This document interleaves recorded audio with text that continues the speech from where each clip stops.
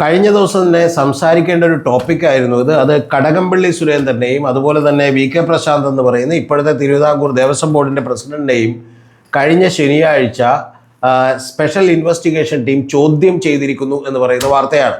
ആ ശനിയാഴ്ച ആ വാർത്ത പുറത്തേക്ക് വന്നില്ലെങ്കിലും ഇന്നലെ ഉച്ചകഴിഞ്ഞോടുകൂടിയാണ് ആ വാർത്ത പുറത്തേക്ക് വന്നത്. ആ വാർത്തയിൽ ഇപ്പോൾ ഏതാണ്ട് കടകംപള്ളി സുരേന്ദ്രനും അതുപോലെ വി കെ പ്രശാന്തും ഒക്കെ സ്ഥിരീകരിച്ചിട്ടുണ്ട്. 3-3.5 മണിക്കൂർ എടുത്ത് ഏതാണ്ട് 100ഓളം ചോദ്യങ്ങളാണ് ഈ പറയുന്ന കടകംപള്ളി സുരേന്ദ്രനെതിരെ ചോദിച്ചത്. പക്ഷെ അദ്ദേഹത്തിൻ്റെ മൊഴിയിൽ അദ്ദേഹം പറഞ്ഞിട്ടുള്ള ഒരു കാര്യം എന്ന് പറയുന്നത്, ഇതിൽ എനിക്ക് യാതൊരുവിധ ബന്ധവുമില്ല, അതുകൊണ്ട് തന്നെ ഇതെല്ലാം തന്നെ ദേവസ്വം ബോർഡാണ് തീരുമാനിക്കുന്നത് എന്നുള്ളതാണ്. ടെക്നിക്കലി അദ്ദേഹത്തിന് അങ്ങനെ പറയാവുന്ന ചില സാധ്യതകൾ അതിനകത്ത് ഒളിഞ്ഞിരിപ്പുണ്ട് എന്നുള്ളതാണ് വാസ്തവം.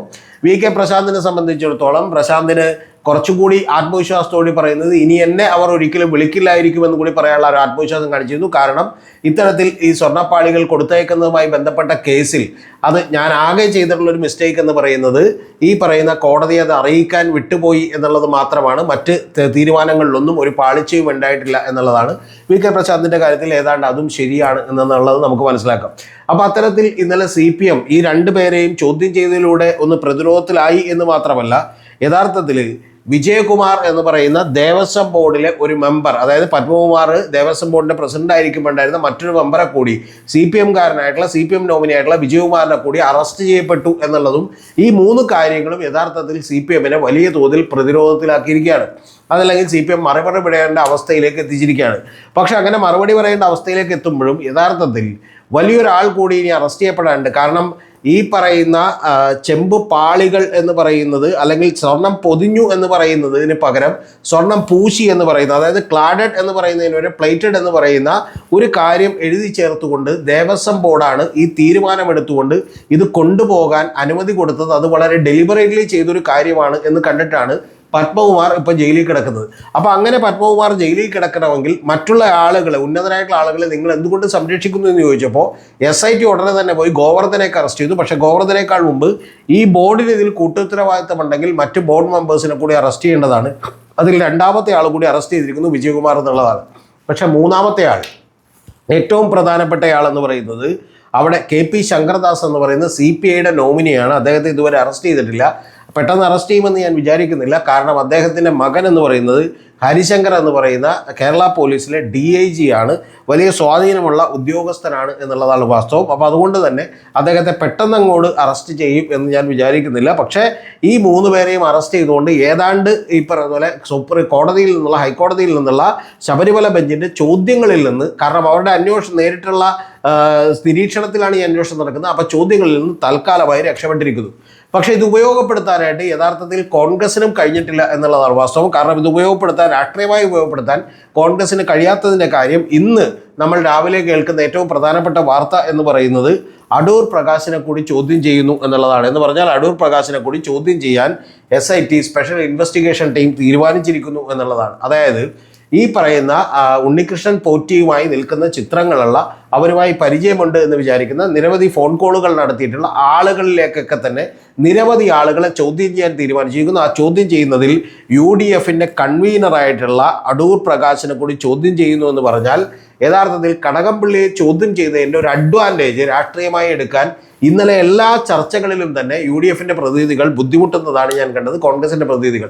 അതിൻ്റെ പ്രധാനപ്പെട്ട കാരണം കടകംപള്ളി അറസ്റ്റിലേക്കാണ്, കടകംപള്ളിക്ക് വലിയ പ്രശ്നമുണ്ടാകാൻ പോകുന്നു എന്ന് പറഞ്ഞാൽ തൊട്ടടുത്ത ദിവസങ്ങളിൽ യഥാർത്ഥത്തിൽ അടൂർ പ്രകാശ് ചോദ്യം ചെയ്യലിന് ഹാജരാകുമ്പോൾ അതിനു കൂടി മറുപടി പറയേണ്ട ഒരു ബാധ്യത ഉണ്ടാകും എന്നുള്ളതുകൊണ്ട് എല്ലാവരും കുറച്ചുകൂടി മൈൽഡായി, കുറച്ചുകൂടി പറഞ്ഞ പോലെ ഒരു അറ്റാക്കിംഗ് മോഡിൽ നിന്ന് മാറി ഒരു ഡിഫെൻസീവ് മോഡിൽ മൈൽഡായിട്ടുള്ള ഒരു അറ്റാക്ക് നടത്തിക്കൊണ്ട് മാത്രമാണ് ഇന്നലെ ചർച്ചകളിൽ പങ്കെടുത്തത്.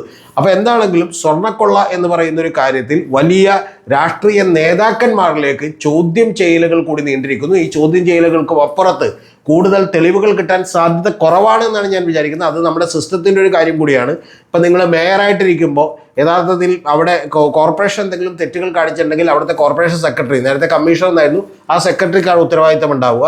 അതേപോലെ തന്നെ നമ്മൾ അറിയേണ്ടത് ഇപ്പോൾ ഗവൺമെൻറ്റിൽ മന്ത്രിസഭ എന്തെങ്കിലും മിസ്റ്റേക്ക് കാണിച്ചാലും പലപ്പോഴും കോടതിയിൽ ഹാജരാകേണ്ടി വരിക എന്ന് പറയുന്നത് അതിനെ പ്രതിനിധീകരിച്ച് ചീഫ് സെക്രട്ടറിയാണ്.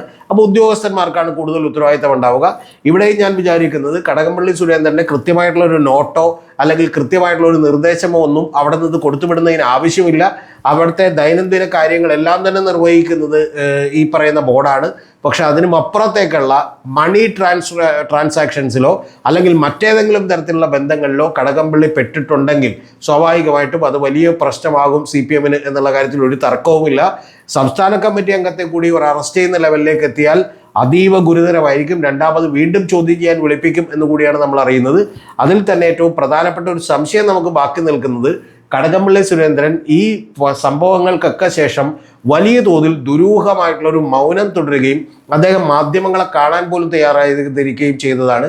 ഇന്നലെ പോലും ഇത് സ്ഥിരീകരിക്കുമ്പോൾ പോലും അദ്ദേഹം പറഞ്ഞത് അവരെന്നെ വിളിച്ചു, ഞാൻ ചില വിവരങ്ങൾ ചോദിച്ചു, അത് പറഞ്ഞു കൊടുത്തു എന്ന് പറഞ്ഞുകൊണ്ട് അദ്ദേഹം അതിവേഗം കാറിൽ കയറി പോകുന്നതാണ് നമ്മൾ കാണുന്നത്. ഈ പറയുന്ന ഉണ്ണികൃഷ്ണൻ പോറ്റിയുടെ കയ്യിൽ നിന്ന് ചില സഹായങ്ങൾ മേടിച്ചുകൊണ്ട് അദ്ദേഹം MLA ആയിരിക്കുന്ന മണ്ഡലത്തിൽ ചില വീടുകൾ പണിതിട്ടുണ്ട് എന്ന് കൂടി കേൾക്കുന്നു. ഇതെല്ലാം തന്നെ ഏത് തരത്തിൽ കുരുക്കായി മാറുമെന്നറിയില്ല. പക്ഷെ അതൊക്കെ സംഭവിക്കാനുള്ള സാധ്യത ഒരു 5% താഴെയാണ് എന്ന് തന്നെ ഞാൻ വിചാരിക്കുന്നു. പക്ഷേ രാഷ്ട്രീയമായത് ആർക്കും ഉപയോഗപ്പെടുത്താൻ കഴിയാത്ത ലെവലിലേക്ക് ഇത് മാറിയിരിക്കുന്നു എന്നുള്ളതാണ് വാസ്തവം. ഇത് പറയുമ്പോൾ മറ്റൊരു രാഷ്ട്രീയ പാർട്ടിയെ കൂടി നമ്മൾ വിട്ടുപോകരുത്. അത് BJP എന്ന് പറയുന്ന രാഷ്ട്രീയ പാർട്ടിയാണ്.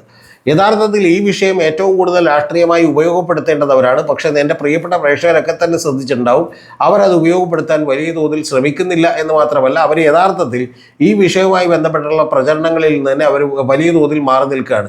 ലോക്കൽ ഘടകങ്ങളൊക്കെ ചെയ്യുന്നുണ്ടാവും, പക്ഷേ സംസ്ഥാന തലത്തിലുള്ള ഒരു നേതാവും ഇത് ഏറ്റെടുക്കുന്നില്ല. അതിൻ്റെ പ്രധാനപ്പെട്ട കാര്യം കോട്ടയത്ത് തന്നെയുള്ള ചില പ്രമുഖരായ നേതാക്കൾക്കുമൊക്കെ തന്നെ ഈ പറയുന്ന ഉണ്ണികൃഷ്ണൻ പോറ്റിയുമായിട്ടൊക്കെ തന്നെ വലിയ ബന്ധങ്ങളുണ്ടെന്നും അവർ തമ്മിൽ വലിയ തോതിൽ സംസാരം നടക്കാറുണ്ടായിരുന്നു എന്നൊക്കെയുള്ള ചില കിംവദന്തികൾ കൂടിയുണ്ട്. എന്താണെങ്കിലും സ്പെഷ്യൽ ഇൻവെസ്റ്റിഗേഷൻ ടീമിൻ്റെ മുമ്പിൽ 2 ആഴ്ച കൂടി സമയമേ ഉള്ളൂ. ആ 2 ആഴ്ചക്കുള്ളിൽ അതിവേഗം നീങ്ങുന്ന ഈ അന്വേഷണത്തിൽ നിന്ന് രാഷ്ട്രീയമായി ഇത് ആർക്ക് തിരിച്ചടിയാകും എന്നുള്ളത് നമ്മൾ ഇനി കാത്തിരുന്ന് കാണണം.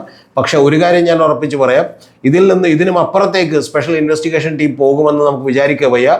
ഇപ്പോഴും ഈ അന്വേഷണത്തിൻ്റെ ഏറ്റവും പ്രധാനപ്പെട്ട വിഷയം എന്ന് പറയുന്നത് നഷ്ടപ്പെട്ടു പോയ സ്വർണം എത്രയാണെന്നും അത് കണ്ടെടുക്കാനുമൊന്നും സ്പെഷ്യൽ ഇൻവെസ്റ്റിഗേഷൻ ടീമിന് കഴിഞ്ഞിട്ടില്ല എന്നുള്ളത് വാസ്തവമാണ്.